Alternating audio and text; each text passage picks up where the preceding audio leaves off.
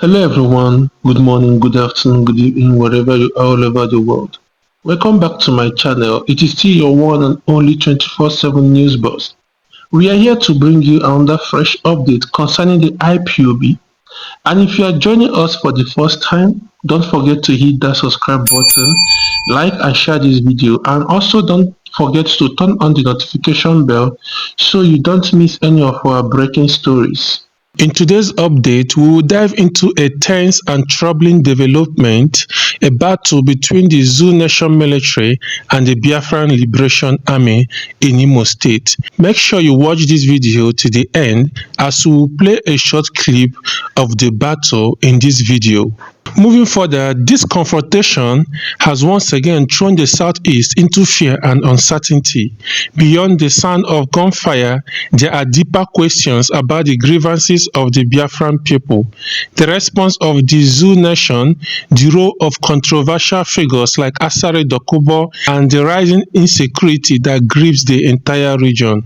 Stay tuned as we break down the good, the bad, and the consequences of this battle.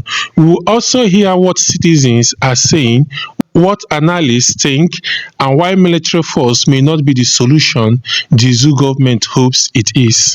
In Imo State, reports and viral videos show heavy exchange of gunfire between the Zoo military and the armed men believed to be members of the Biafran Liberation Army, also referred as BLA. The clashes lasted several hours, shaking nearby communities and leaving residents in panic. According to military sources, the operation was part of a larger effort to neutralize armed groups destabilizing the southeast. Soldiers claim to have recovered weapons, while unconfirmed reports suggest casualties on both sides. For ordinary residents, however, the experience was one of sheer terror. Markets closed, schools locked up, and families fled indoors. Once again, fear has become the daily reality of the Southeast. Let's sit back and watch the short video.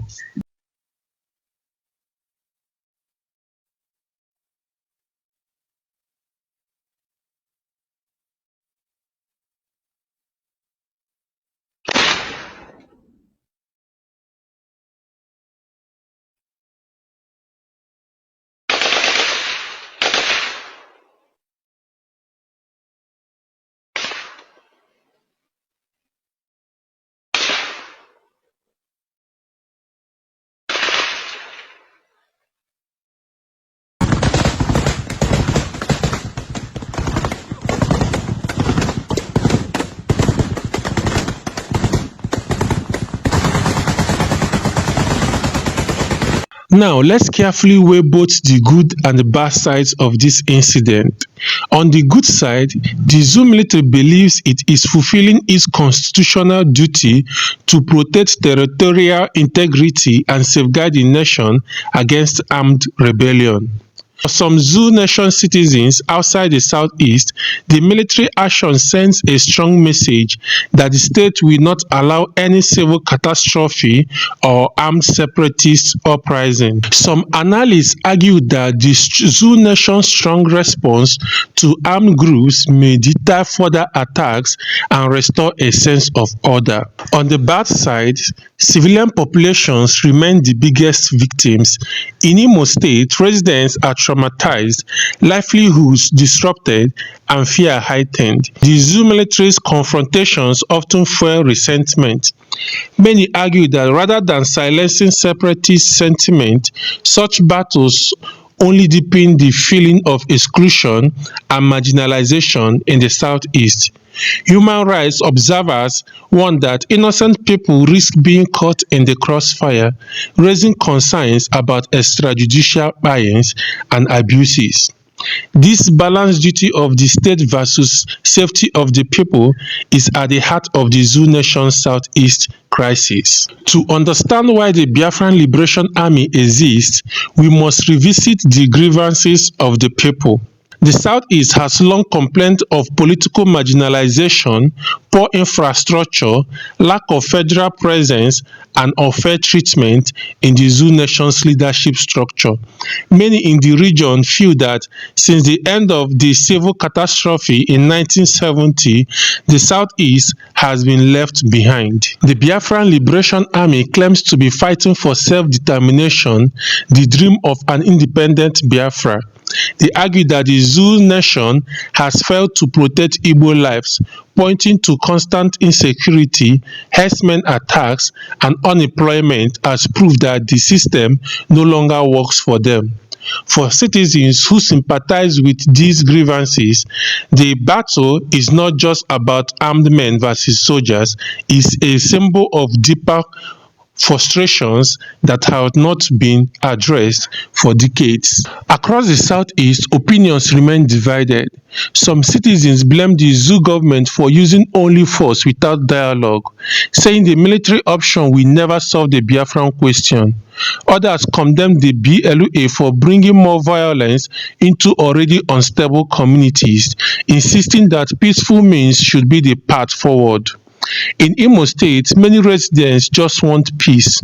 They are tired of running, tired of shootings, and tired of feeling like pawns in a conflict between the Zoo nation and the separatists. Beyond the Southeast, some Zoo nation citizens in other regions see the BLA as a dangerous group that threatens national security, while others quietly agree that the grievances of the Igbo people are legitimate but fear open support because of the Zoo government crackdowns. Analysts and security experts are weighing in with deep concern.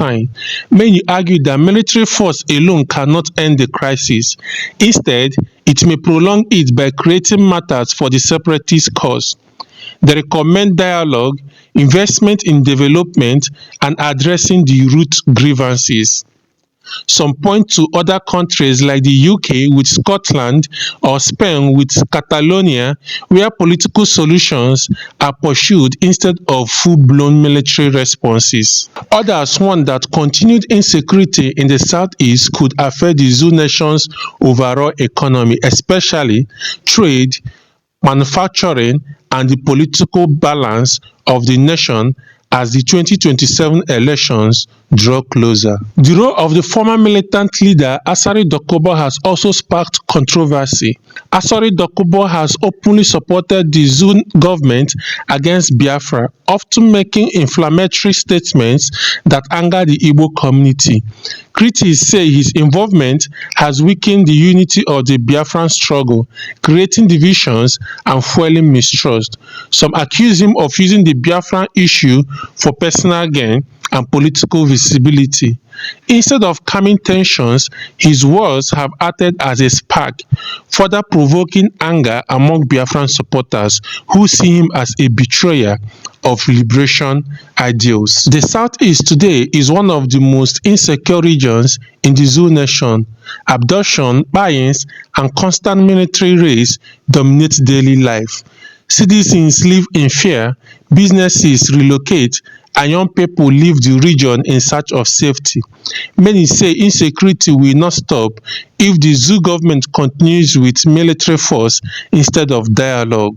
The recent capture of Gento the Yahoo, a key figure linked to violent activities, has dealt a blow to the Biafran Liberation Army. His arrest exposed some of the networks behind the violence and sent panic into separatist ranks. However, it has not solved the larger problem. Armed groups still exist, and new leaders quickly rise to replace fallen ones. This is why many believe that the Southeast crisis is more than just a law and order issue. It is political, historical, and emotional. To sum it up, the battle in Imo State is a painful reminder of the Zoo nation's unresolved tensions. The military says it is protecting national security. The Biafran Liberation Army says it is fighting for freedom. Citizens say they just want peace. Analysts say dialogue, not bullets, is the answer. But with the fear, the insecurity, the bias, and the trauma, the big question remains: how long can this cycle continue? And now, my people, we want to hear from you, our viewers. Do you think military force can end the Biafran struggle, or is dialogue the only way forward? What should be the role of leaders both from the Zoo Nation and the Southeast in resolving this crisis? And do you believe figures like Asare Dokubo have helped or damaged the chances of peace? Drop your thoughts in the comment section below. Don't forget to like and subscribe to 24/7 News Boss to stay updated with our latest reports.